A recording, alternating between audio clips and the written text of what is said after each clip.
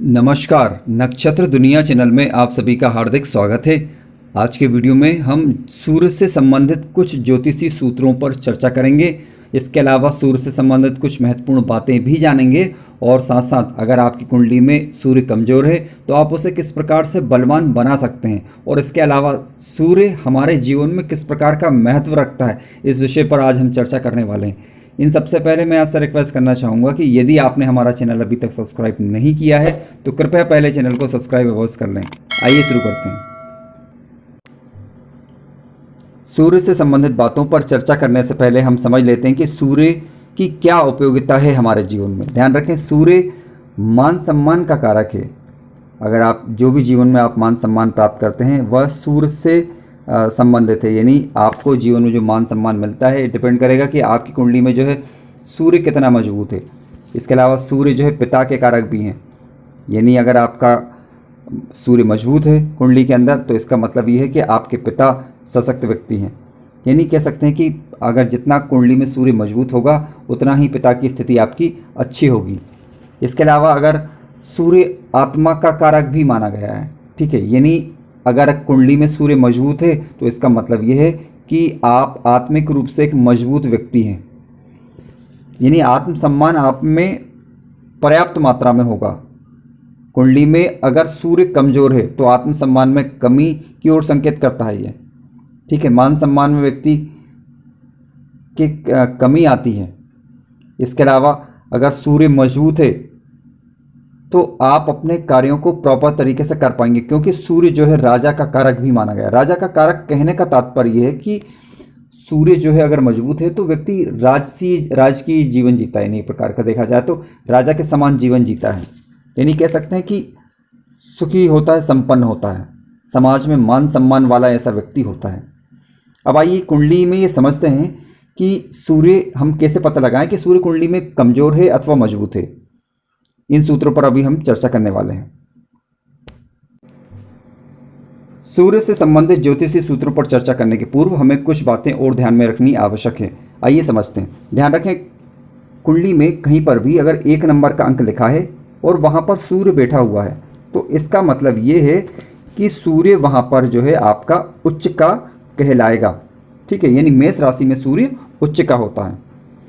मान लीजिए कि कहीं पर अगर 7 नंबर का अंक लिखा है तो इसका मतलब है कि वहाँ तुला राशि होगी और तुला राशि में सूर्य जो है वो नीच का होता है। अब होता यह है कि अगर सूर्य उच्च का है तो अच्छे रिजल्ट देगा, सबसे बेहतरीन रिजल्ट आपको देगा ये। अगर सूर्य नीच का है इसका मतलब है कि सूर्य के खराब रिजल्ट आपको देखने को मिलेंगे।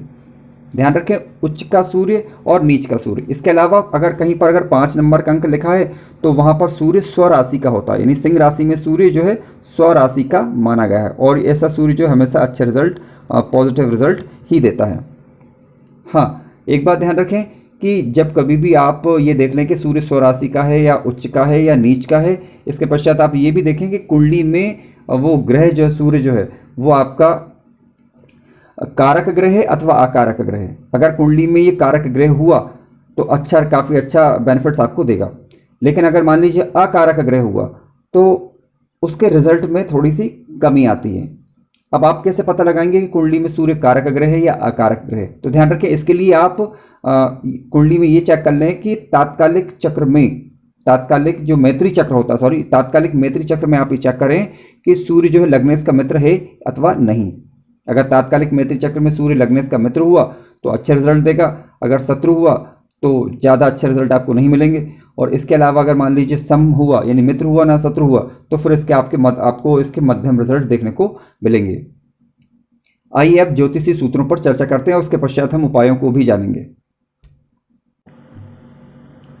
सूर्य से संबंधित आज का हमारा पहला ज्योतिषी सूत्र यह है कि यदि सूर्य कुंडली में लाभ भाव में स्थित हो तो ऐसे व्यक्ति के शत्रु बहुत अधिक होते हैं, परंतु ऐसा व्यक्ति अपने शत्रुओं पर विजय प्राप्त करता है।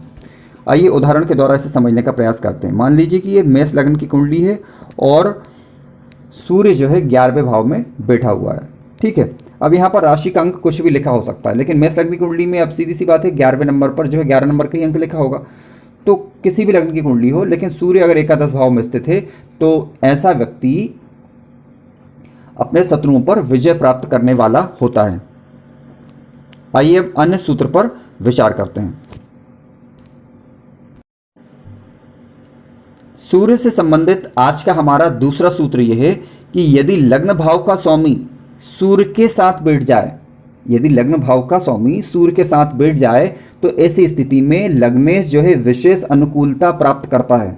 फिर से सुनिए, यदि लग्न भाव का स्वामी यानी लग्नेश सूर्य के साथ बैठ जाए तो लग्नेश सूर्य के साथ बैठने पर विशेष अनुकूलता प्राप्त करता है। आइए उदाहरण के द्वारा ये समझने का प्रयास हम करते हैं। मान लीजिए कि वृषभ लग्न की कुंडली है, ठीक है। हालांकि वृषभ लग्न में जो है सूर्य जो है सर्वदा कारक ग्रह नहीं होता, ठीक। मान लीजिए अब यहाँ पर 4th हाउस में सूर्य बैठा हुआ है, ठीक है, और यहीं पर मान लीजिए शुक्र भी बैठ जाए।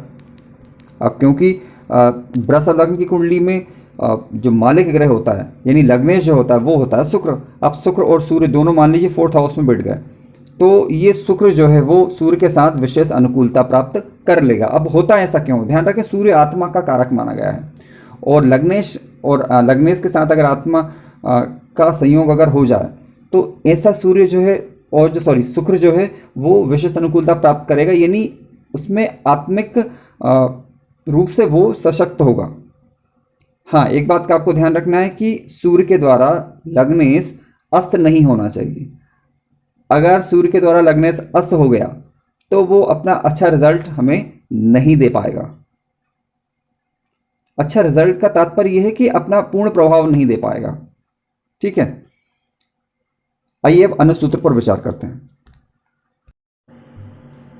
सूर्य से संबंधित आज का हमारा तीसरा सूत्र और महत्वपूर्ण सूत्र यह है, यदि सूर्य उच्च का होकर एकादश भाव में यानी लाभ भाव में बैठ जाए तो ऐसा व्यक्ति अत्यंत प्रभावशाली होता है और पूर्ण प्रसिद्धि प्राप्त करने वाला होता है। फिर से सुनिए सूत्र, यदि सूर्य उच्च का होकर लाभ भाव में बैठ जाए तो ऐसा व्यक्ति अत्यंत प्रभावशाली होता है और पूर्ण प्रसिद्धि को प्राप्त करता है। आइए इस उदाहरण के द्वारा हम समझने का प्रयास करते हैं। मान लीजिए, अब ध्यान रखें, सूर्य हम जानते हैं कि मेष राशि में उच्च का होता है, यानी इसका मतलब यह है कि 11वें भाव में यानी लाभ भाव में 1 नंबर का अंक लिखा होना चाहिए और सूर्य बैठा होना चाहिए, ठीक है। अब ऐसा किस लग्न की कुंडली में होगा आप चेक कर सकते हैं यहाँ पर, यानी ऐसा केवल मिथुन लग्न की कुंडली में ही होगा, ठीक है। मिथुन लग्न की कुंडली हो और 11वें भाव में अगर सूर्य जाकर बैठ जाए तो उच्च का होगा, तो ऐसा व्यक्ति जो है जिसकी कुंडली में ऐसा योग होगा वह अत्यंत प्रभावशाली होगा और अपने पूर्ण प्रसिद्धि को प्राप्त करेगा, यानी अपने जीवन में अधिकतम ऊंचाइयों को वो छुएगा।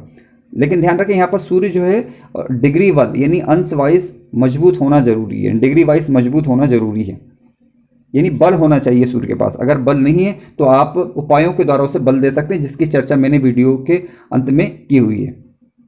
आइए अब अन्य सूत्र पर विचार करते हैं। सूर्य से संबंधित ज्योतिष का आज का हमारा अगला सूत्र यह है कि सूर्य को 6, 8, 12 का दोष नहीं लगता। आइए उदाहरण के द्वारा इसे समझते हैं।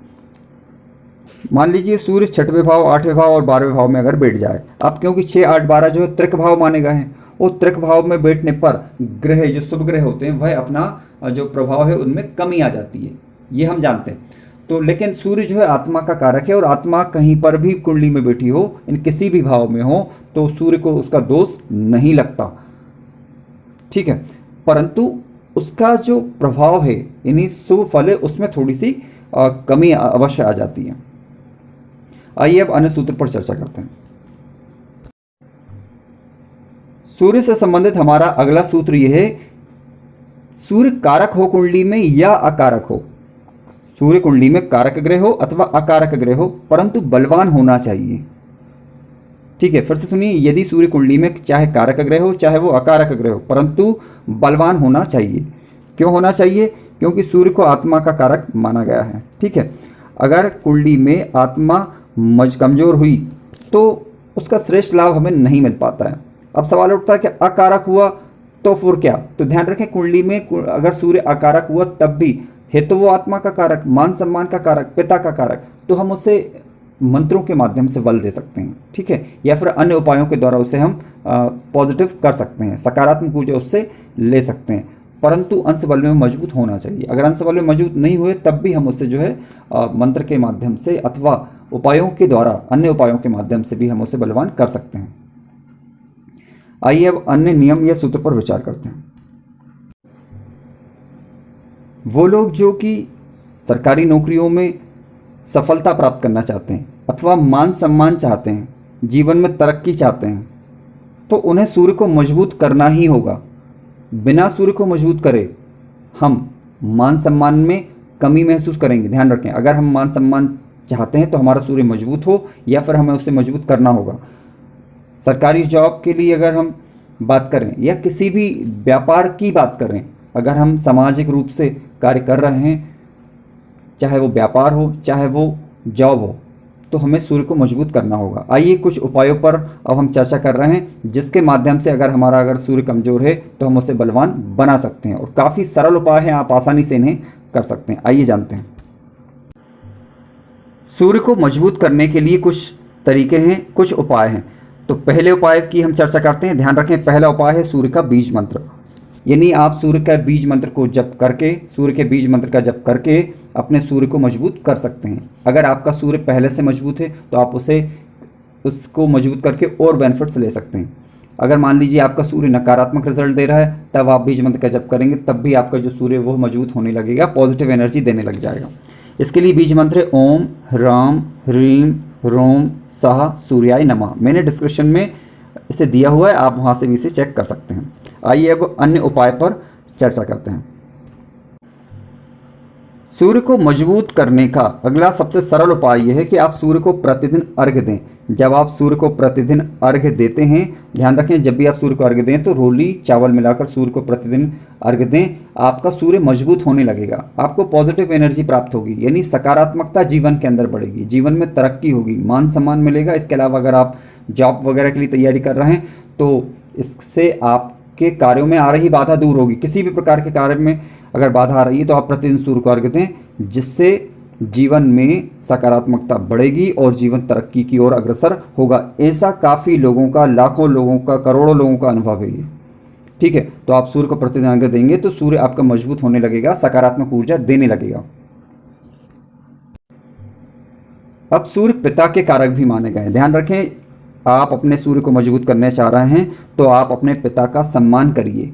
अपने पिता का सम्मान तो करें ही करें, इसके अलावा पिता के समान जो भी व्यक्ति हैं आप उनका मान सम्मान देंगे, उनका सम्मान करेंगे तो आपका सूर्य अपने आप ही मजबूत होने लग जाएगा। पिता का सम्मान करने से सूर्य व्यक्ति का मजबूत होने लगता है, सकारात्मक रिजल्ट देने लग जाता है। आइए अब अन्य उपाय पर चर्चा करते हैं। सूर्य को मजबूत करने का अगला उपाय है आदित्य हृदय स्त्रोत। जब आप आदित्य हृदय स्त्रोत का जप करेंगे तो आपका सूर्य मजबूत होने लग जाएगा और सकारात्मक रिजल्ट आपको देगा।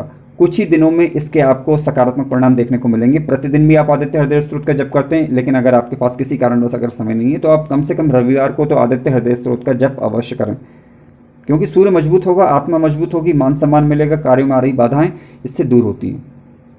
अगर आपको कार्यक्रम अच्छा लगा है तो कृपया चैनल को सब्सक्राइब अवश्य करें, लाइक करें, शेयर करें और अपने विचार कमेंट्स के माध्यम से अवश्य बताएं। धन्यवाद।